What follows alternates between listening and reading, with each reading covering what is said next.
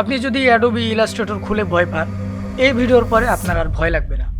আজকে অ্যাডোবি ইলাস্ট্রেটরের পুরো ইন্টারফেস আমরা সহজ বাংলায় বুঝে নিব।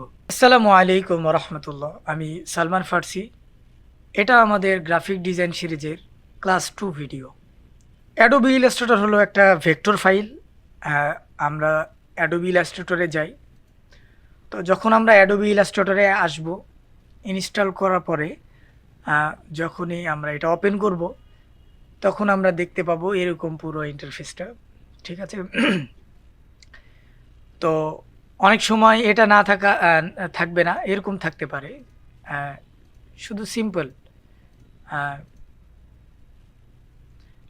সর্বপ্রথম এরকমই থাকার কথা, এরকম থাকবে। এবং এখান থেকে ক্রিয়েট নিউ নতুন একটা ডকুমেন্ট আমরা এখান থেকে তৈরি করতে পারবো। আদারওয়াইজ যেগুলো আছে এগুলা আমাদের অতটা প্রয়োজনও নাই। আমরা যেহেতু একটা ডকুমেন্ট তৈরি করতেই হবে, সেটা এখান থেকে তৈরি করব। আর কোনো ফাইল যদি আমাদের ইলাস্ট্রেটরে থেকে থাকে, তাহলে আমরা এখান থেকে আমরা ওপেন করতে পারি। তো আমরা ক্রিয়েট নিয়েও ক্লিক করলাম। তার আগে আমরা জেনে নেই এই যে file, edit, object, type, select, এগুলো যেগুলো দেখতেছি, হ্যাঁ, এগুলো হচ্ছে আমাদের মেনু বার বলা হয়। এগুলাকে মেনু বার বলা হয়। এগুলো হচ্ছে মেনু বার। এক একটাই অনেক অপশন রয়েছে। এগুলো আস্তে আস্তে আমরা জানবো, শিখব। তো আজকে আপাতত আমরা পুরো ইন্টারফেসটা আমরা দেখব। শুধু এই ভিডিওতে বাংলাতে আমরা বুঝবো যে বিষয়গুলো কি। তো এইখানে যেগুলো আছে দেখেন, এটা A4 সাইজ। তারপরে এটা ভিন্ন একটা সাইজে A4 সাইজটা চলে আসছে। আমরা এটা ক্লোজ করে দিই। আবার আমরা যদি হোমে যাই, তাহলে দেখব যে এটা, তারপরে দেখতে পাচ্ছি যে এটা ওয়েব লার্জের জন্য, আইফোন এক্সের জন্য, এইচডি ভিডিওর জন্য কাস্টম সাইজ। এখান থেকে সাইজ কাস্টম করে নিতে পারেন। আর আপনি যেগুলো ডিজাইন করবেন এইখানে দেখাবে। ঠিক আছে? তো যেগুলো ডিলিট করে দিছে এইখানে দেখায়। অনেক সময় ডিলিট কলাগুলো এখানে দেখাবে। আপনার কাজ কোনগুলা, ক্লাউডে যদি আপনার কোনো ডকুমেন্টস থাকে তাহলে এখানে দেখাবে। তো এগুলো ইন্টারনেটের বিষয়। আমরা এদিকে যাব না, আমরা সরাসরি আমাদের বেসিক থেকে শুরু করব। তো আমরা এখানে ক্রিয়েট নিউ ক্লিক করব। আচ্ছা, ক্রিয়েট নিউ থেকে আমরা নতুন একটা ডকুমেন্টস তৈরি করতে পারি। এইখান থেকে অথবা ফাইল থেকে আমরা নিউ যেতে পারি। তো এখানে দেখতে পাচ্ছেন শর্টকাট দেয়া আছে। হ্যাঁ, Ctrl+N দিলে নিউ একটা ডকুমেন্ট তৈরি হবে। হ্যাঁ, আমরা নিউ ডকুমেন্ট এখান থেকে আমরা নিচ্ছি আপাতত। এখানে নেওয়ার পরে আমরা এরকম একটা ইন্টারফেস দেখতে পাবো। এই ইন্টারফেস সম্পর্কে আমরা জানি, যেহেতু আজকে আমরা এটা শুধুমাত্র আমাদের ইন্টারফেস সম্পর্কে আলোচনা করব। তো এখানে একটা আমরা নাম দিয়ে দিই। তো শুধুমাত্র টেস্ট দিয়ে রাখলাম। হ্যাঁ, এটা আমাদের সাধারণত টেস্ট করার জন্য। তারপরে বলি, এটা শুধু এই যে ডকুমেন্টস তৈরি করতেছি, এই ডকুমেন্টসের নাম এটা। তারপরে হচ্ছে আপনি এটা কেন এই ডকুমেন্টটা তৈরি করবেন, মোবাইল, আর্ট, ইলাস্ট্রেশন, প্রিন্ট, তারপর ওয়েবের জন্য। তো এগুলো সিলেক্ট করার কোনো প্রয়োজন নাই। আমি মনে করি না যেগুলো প্রয়োজন আছে। হ্যাঁ, বাই ডিফল্ট যেটা আছে সেটা থাকুক। তারপরে আর্টবোর্ড কয়টা নিব, আর্টবোর্ড একটা না দুইটা, এটা আমরা পরবর্তী ভিডিওগুলোতে জানতে পারবো। তো আপাতত যেটা আছে সেটাই থাকুক।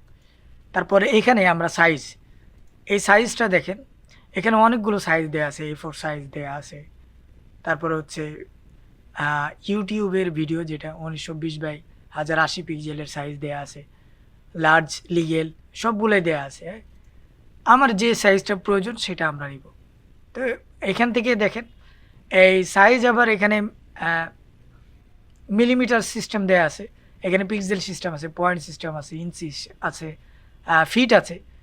আপনার কাছে যেটা সহজ মনে হবে, যে হিসাবটা আপনি সবচেয়ে বেশি ভালো বুঝেন, সেটা দিয়ে রাখলে ভালো হয়। সবচেয়ে বেশি আমরা ব্যবহার করি ইঞ্চিতে এবং পিক্সেলে।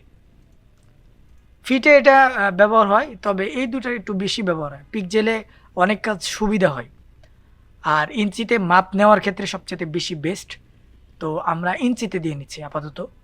আমরা আপাতত ইঞ্চিতে দিলাম। তারপরে এখানে দেখাচ্ছে যে উইথ কত আর হাইট কত। তো আমরা সাধারণত উইথ দেখেন 7, সাধারণত 8 দিলাম। আর হাইটটা আমরা দিব 6 দিব। তো এটা হাইট, হ্যাঁ। তারপরে হচ্ছে যে এগুলা টপ, বাটম, লেফট, রাইট, এগুলো যেগুলো দেখতেছেন এগুলো হচ্ছে ব্লিড, মানে ব্লিড আপনার হচ্ছে যে আমাদের আর্টবোর্ডের সাইড দিয়ে যে একটা দাগ থাকবে সেটার নাম ব্লিড বলা হবে। আমরা পরবর্তীতে, আচ্ছা আপাতত আপনাকে ব্লিড কাকে বলে সেই বিষয়টা আমাদের জানার প্রয়োজন আছে, যার কারণে আমি 1 ইঞ্চি করে দিলাম, হ্যাঁ। এখানে সবগুলোতে 1 ইঞ্চি বাই ডিফল্ট নিয়ে নিছে, কারণ এই যে এটা লিঙ্কটা যদি আমি তুলে রাখি তাহলে আমি যদি রাইটে 1 ইঞ্চির বেশি চাই তাহলে দিতে পারবো আলাদাভাবে, যেমন 2 এখানে দিলাম। তারপরে বটম যদি আমি বেশি চাই 3 দিলাম। আমি শুধুমাত্র এটা বোঝানোর জন্য আপনাদেরকে এটা আমি তৈরি করতেছি, ওকে। তো এই যে এখন যদি আমি এটাতে ক্লিক করি তাহলে সবগুলো 1 হয়ে যাবে, দেখেন সবগুলো 3 হয়ে গেছে। তো আমি 3 করব না, আমি এটাতে 1 নিব, এটাতে 1 এবং এটাতে 2 দিলাম। এটা শুধুমাত্র আপনার বোঝার জন্য। এটা দেখেন, এটা ডান দিকে, এটা রাইট, আর এটা হচ্ছে নিচ দিকে। তারপরে আমরা এখানে আসি যে আরজিবি কালার মোডটা। এখন হচ্ছে কালার মোড, এখন অনেক মেশিন বের হয়েছে যেটা আরজিবিতেও প্রিন্ট করতে পারে। কিন্তু যদি প্রিন্ট করার ক্ষেত্রে তৈরি করেন ডকুমেন্ট, যেমন আপনি একটা ডকুমেন্ট তৈরি করছেন, চিঠি বা খাম বা ভিজিটিং কার্ড বা ব্যানার বা ফেস্টুন, যেটা আপনি তৈরি করবেন সেটা সিএমওয়াইকেতে করতে হবে।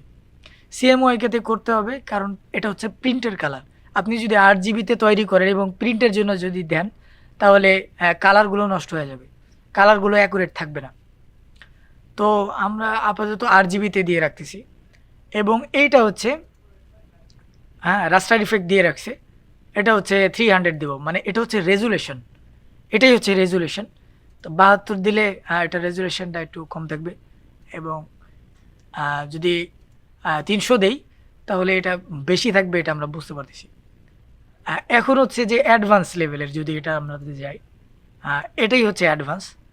এটা অনেকের বন্ধ থাকতে পারে, তো এখানে যদি আমরা ক্লিক করি তাহলে ওপেন হবে। এটা এটা অ্যাডভান্সের, ঠিক আছে। তো আমরা এখানে আরও কিছু আছে কিনা দেখব। এটা টেমপ্লেট সিস্টেমে যদি অন্য কোনো টেমপ্লেট থাকে তাহলে এখান থেকে আমরা নিতে পারবো, তো আমাদের এটার প্রয়োজন নেই।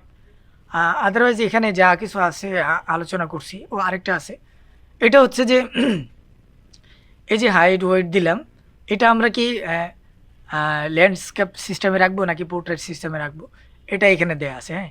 আমরা যদি এটা পোর্ট্রেট সিস্টেমে রাখি তাহলে দেখেন এটা চেঞ্জ হচ্ছে, যদি ল্যান্ডস্কেপ রাখি তাহলে এটা দেখাচ্ছে। আপনি যেইভাবে রাখতে চাচ্ছেন, যেহেতু আমরা টি শার্ট ডিজাইন করবো সেটা আমরা পোর্ট্রেট সিস্টেমে আমরা রাখতে পারি। তো টি শার্টের একটা আলাদা একটা মাপ আছে, সেটা আপনাদেরকে আস্তে আস্তে আমরা জানাবো ইনশাআল্লাহ। আপাতত শুধুমাত্র ইন্টারফেস নিয়ে আলোচনা করি। তারপরে আমাদের এখানকার কাজ শেষ, ক্রিয়েট ডকুমেন্টে আমরা ক্লিক করব। তো এই যে দেখেন, আমরা যে লালের কথা, ব্লিডের কথা বলতেছিলাম, সেটা হচ্ছে যে এই ব্লিডগুলো, হ্যাঁ। এই দেখেন রাইট সাইডে আমরা 2 ইঞ্চি দিছি আর নিচে দিচ্ছি হলো 3 ইঞ্চি দিছি, হ্যাঁ। তো এটা দেখাচ্ছে এই ব্লিডের অংশটাই হচ্ছে মানে এই ব্লিডটাই হচ্ছে যে লাল কালার থাকে, অনেকে কালারও চেঞ্জ করে, যাই হোক ওটা আমরা আলোচনা আস্তে ধীরে করব। তো এটা হচ্ছে আমাদের আর্টবোর্ড। তারপরে আমরা আস্তে আস্তে অন্যগুলোতে যাব। তো এইখানে যে ডকুমেন্টগুলো দেখতেছেন, এখানে একটা একটা করে ডকুমেন্ট এখানে সাজানো থাকে, হ্যাঁ। এই সাজানো, এখানে সাজানো থাকবে। তো আমাদের যেই টেস্ট ডকুমেন্ট এটা হচ্ছে আমাদের এটা। তো সর্বপ্রথম আমরা শিখছিলাম যে ফাইল থেকে নিউ ফাইল, এই যে ফাইল এডিট অবজেক্ট, এটা হচ্ছে মেনু বার, হ্যাঁ, এটা মেনু বার। তারপরে আমাদের এই যে এটা হচ্ছে টুল বার, এখানে সমস্ত টুল থাকবে।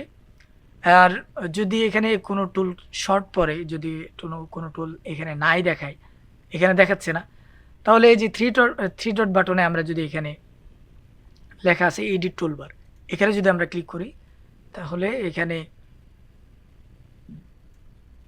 অ্যাডভান্স লেভেলের কিছু টুলস আমরা এখানে পেয়ে যাব। তো এখান থেকে যদি আমরা কোনো টুলস নিতে চাই তো স্বাভাবিকভাবে এখান থেকে ধরে আমরা ড্রাগ করে যদি এখানে নিয়ে ছেড়ে দিই তাহলে আমাদের এখানের টুলগুলো এখানে চলে আসবে।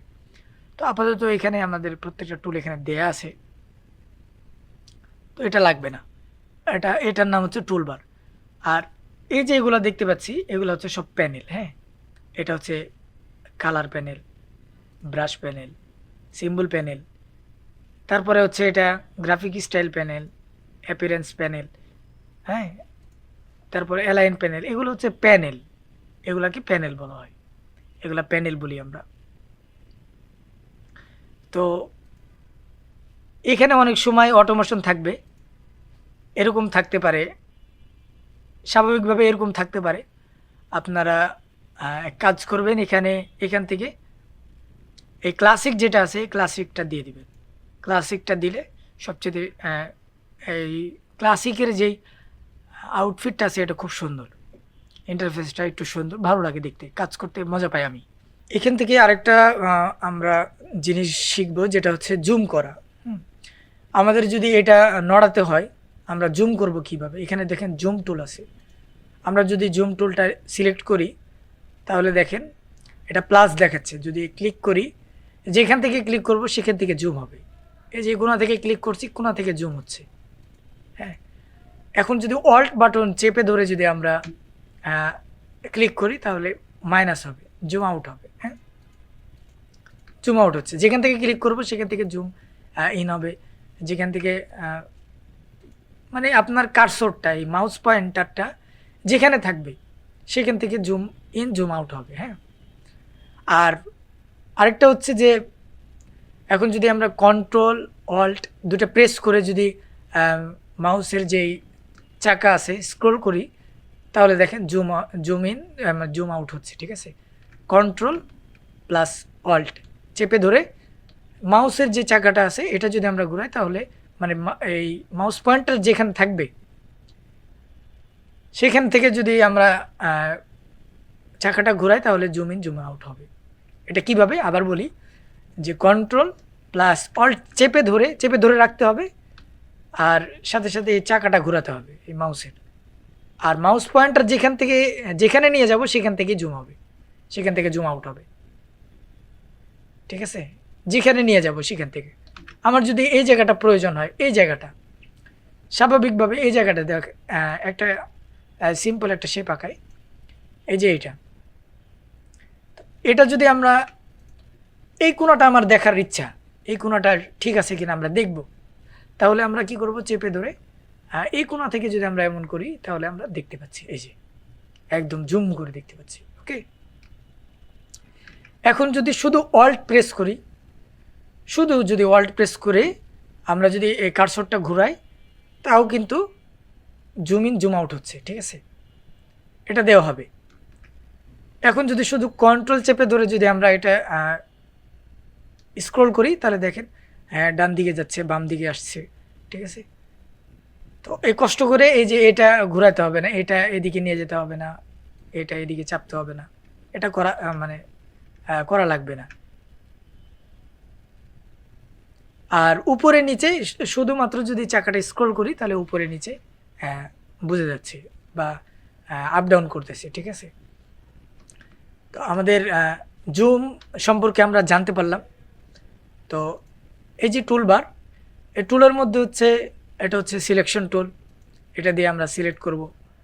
আর এটা হচ্ছে ডিরেক্ট সিলেকশন টুল, এটা দিয়ে যে কোনো একটা, যেমন এটা দিয়ে হলো এখানে যদি 4টা টুল থাকে, 4টা পয়েন্টার থাকে বা 6টা থাকে, টিপ দিলে এই গ্রুপে যতগুলো থাকবে সবগুলো সিলেক্ট হবে। আর যদি আমরা ডাইরেক্ট সিলেকশন টুল সিলেক্ট করে ওটা দিয়ে যদি ক্লিক করি তাহলে যে কোনো একটা, দেখেন এখানে একটা শুধুমাত্র সিলেক্ট হবে।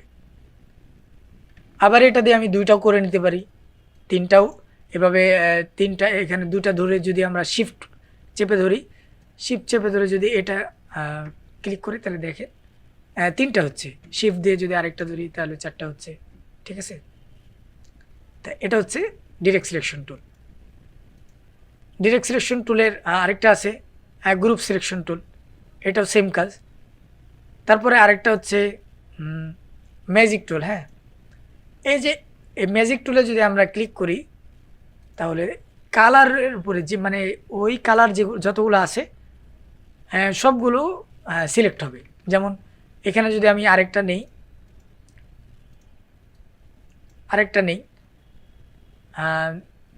দুইটা তিনটা নিলাম, এটার কালারটা একটু চেঞ্জ করে দিই। এখান থেকে কালার চেঞ্জ করা যাবে। এটা হচ্ছে স্ট্রোক আর এটা হচ্ছে ফিল। এগুলো কি আস্তে আস্তে আমরা বুঝতে পারবো, পরে ইনশাআল্লাহ এগুলো নিয়ে বিস্তারিত আলোচনা করব। আপাতত শুধুমাত্র জেনে রাখেন এটা স্ট্রোক, এটা ফিল। তো এটা আমি গোলাপি কালার দিচ্ছি, একদম পিঙ্ক কালার। তো দেখেন আমি যদি ম্যাজিক টুলটা নিয়ে এটার উপর সিলেক্ট করি, তাহলে দেখেন এটা রঙের কাজ করতেছে না, এটা কাজ করতেছে হলো পাথের কাজ করতেছে। ঠিক আছে, এটা পাথের কাজ করতেছে। এখন এই দুইটাতে রং দিব, ফিল কালার থেকে সবুজ কালার দিলাম, এটাতে গোলাপি দিব এবং এটাতে সবুজ কালার দিব। এখন দেখেন এই ফিল কালারের উপরে যদি আমরা ক্লিক করি, তাহলে দেখেন সবুজ কালারগুলো ধরতেছে, কালার ধরছে।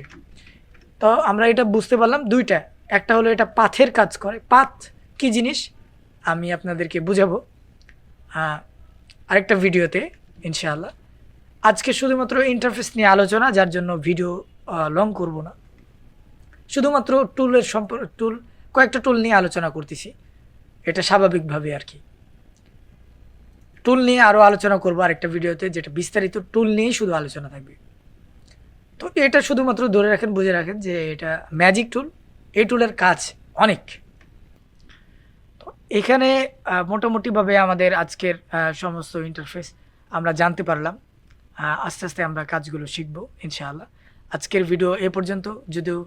যদি আমাদের এই ভিডিওটি ভালো লেগে থাকে অবশ্যই লাইক দিতে ভুলবেন না, অবশ্যই কমেন্ট করবেন, কমেন্টের উত্তর ইনশাআল্লাহ দেওয়ার চেষ্টা করব। আজকে এই পর্যন্ত, ভালো থাকবেন, ধন্যবাদ।